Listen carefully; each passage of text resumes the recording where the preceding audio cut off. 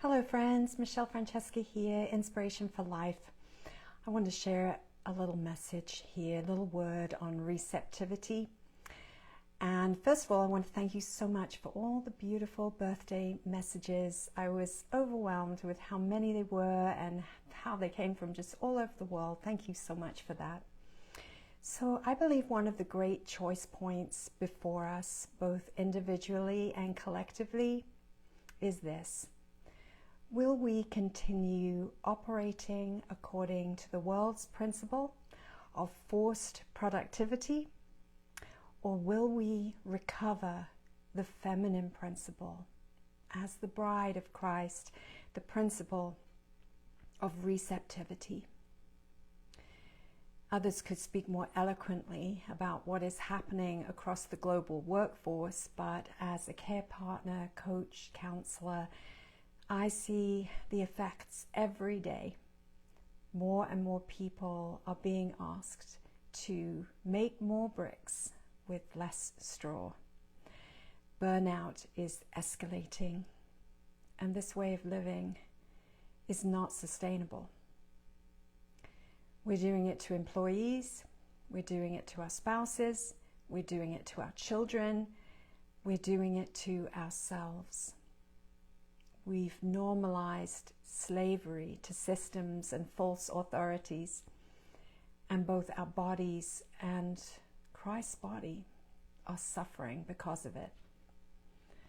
Yet all over the world, people are awakening. They are hearing a divine call home to authenticity, to the truth of who they are, and the unique way they were created to live and work. They're beginning to realize that systems often benefit from their compliance while they slowly lose themselves. What strikes me is that even within the church, the bride of Christ herself, the practice of receptivity has become almost obsolete. It has largely been replaced by programs, productivity, strategic plans, and almost endless action items. So much doing, so little being, trusting, waiting, receiving, listening. So little receptivity to the Spirit that gives birth to divine inspiration, holy imagination, conception, gestation, and the manifestation of Christ's life in the earth. If we neglect the root, how can we expect lasting fruit? This principle of receptivity is not laziness. We've been conditioned to believe that stillness is unproductive, that waiting on God is somehow wasting time. Our children are growing up without knowing how to become still enough to hear the voice of God within, because what they mostly see is motion, activity, manufactured urgency. But doing nothing is not doing nothing when it's receiving. A composer silently at a piano isn't doing nothing. The composer is listening for music. A poet sitting beneath a tree, like the poetess Deborah beneath her palm, isn't doing nothing. She's listening for wisdom that is longing to find a voice in the earth. A pastor waiting quietly before speaking isn't doing nothing. He's waiting, he or she is waiting for words that proceed from the mind of Christ, words that strengthen the inner person with a power that does not originate in this world. The composer, the artist, the poet, the prophet, the teacher, you, me. Let us be those who are preparing the conditions from which authentic work emerges. Work that is alive because it was first received from the heavenlies before it was produced in the earth. Perhaps one of the deepest distortions of our age is that we have learned to measure human worth almost entirely by output. Yet for many people, their greatest contribution begins with receptivity. Einstein was one of those, and the significance, the difference that he made in the world is profound. How tragic that so few people have been given permission or given permission to themselves simply to become who they truly are and to work according to their soul's divine blueprint because, hey, it isn't fashionable, it isn't measurable, or it isn't considered productive enough. That's a tragedy. Too few people are allowed or have allowed themselves to sit beneath the tree, listen deeply, and then create something that changes another person's life forever, changes the world around them because it was a Christ thing, conceived, received, gestated, and birthed, not just a repetition of something that was already done. Many who were designed to bring genuine movement into the world, people called to conceive, not just maintain, have spent years trying to prove that this receptive way of working is legitimate. And they have been met with misunderstanding, condemnation, fear, rejection, ridicule. Within themselves, they've been met with a sense of imposter syndrome, confusion, and so many are exhausted. At war within themselves, living contrary to the highly productive way that they're designed, but first through stillness, contemplation, quiet, and receptivity. Yet such souls carry the very light, life, love, beauty, and wisdom our world is starving for. And if we do not shift from program mentality toward receptivity, toward divine conception that becomes embodied life, we will be those who continue making more bricks with less straw while our souls slowly die from disconnection with the Spirit. So I want to say this out loud. Body of Christ, world at large, we are standing at a turning point. History has changed. One person at a time. One person saying, I am a Deborah. I am an Elijah. I am an Elisha. I cannot continue being another cog in a machine that rewards performance while the soul is starving.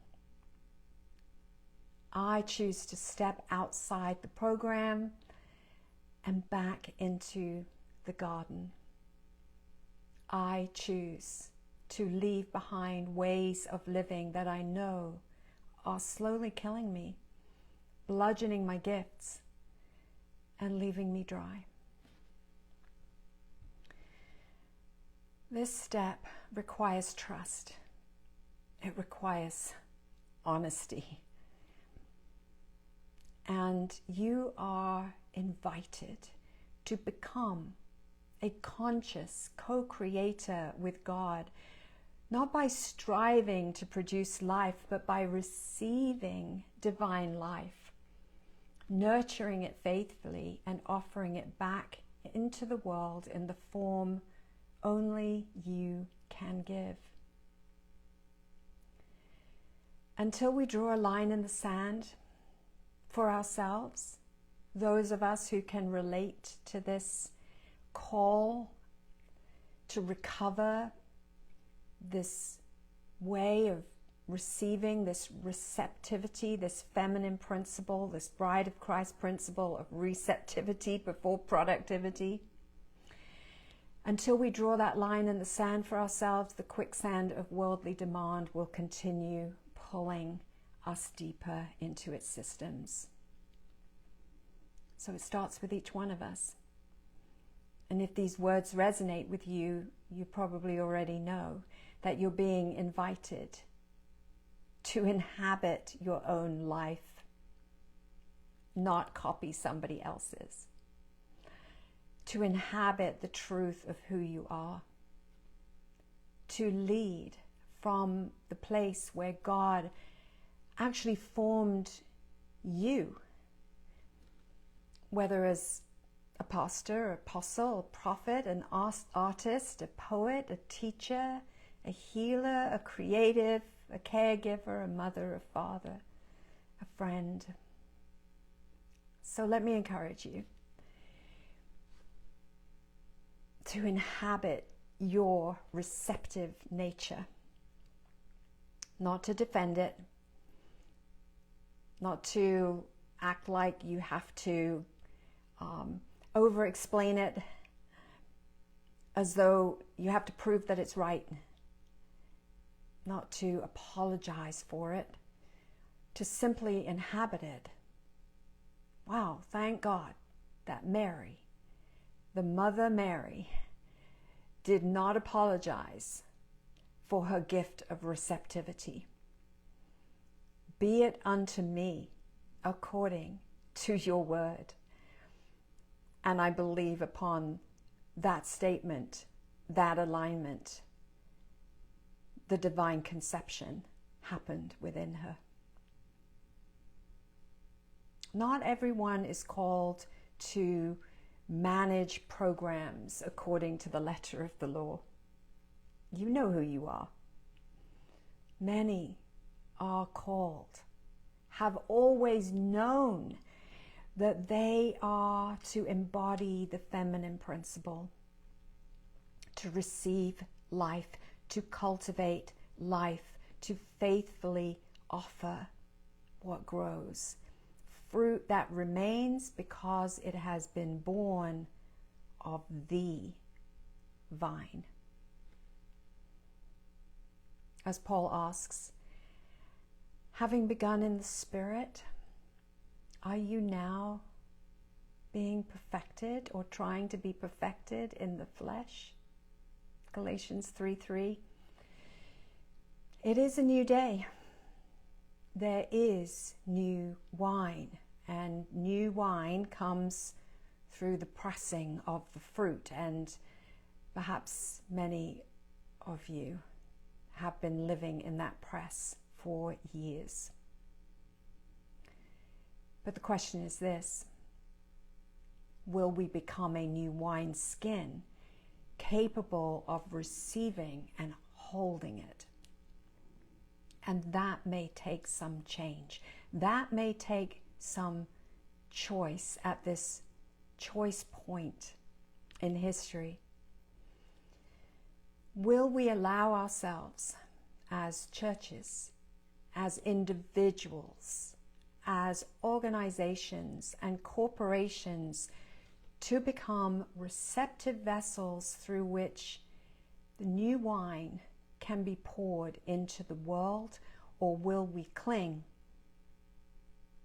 to the old wineskin of control, familiarity, predictability, performance, programs, striving, man-made strategies, and forms of godliness that deny the very power they profess? That wineskin is already splitting. The choice point is here. So what might that look like for you? Perhaps it begins more simply than you think. Perhaps it begins by giving yourself permission to stop striving long enough to listen, to sit beneath your own tree, to become quiet enough again to notice what has been trying to emerge within you all along. To ask yourself, what gives me life? When do I feel most deeply myself, most truly alive? What kind of work leaves me more alive than depleted? What way of being in the world? What is my true organizing principle for my life? Let me say that again. What is my unique, true, organizing principle for my life? Not my existence, not my copying others, not my doing what I think I should do, but my inspired life. Where have I been forcing fruit instead of tending the root? What might God be inviting me to conceive, not just accomplish? The great news is we don't have to manufacture divine inspiration. We only have to become receptive to it.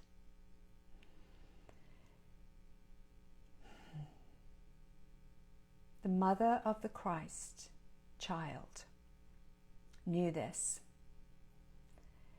and she will be remembered throughout all history because she allowed herself to be in a posture of receptivity. That was her greatest calling, and because of that, there was a readiness within her to receive and to conceive something so potent that it changed the entire world forever. That same potential lies within you and within me. We are not called to invent life. We are called to receive it and nurture it and protect it and trust its timing, and when the season is right, to be a conduit of it and faithfully offer what has grown. Can you feel the rest that is in this way of being? This is the choice point that our world and we individually are at. Perhaps coming home to yourself is simply coming home to the place where heaven and earth meet within you, where the Spirit whispers, where Christ creates, and where your unique life becomes an expression of the vine. May we all have the courage to become receptive once again.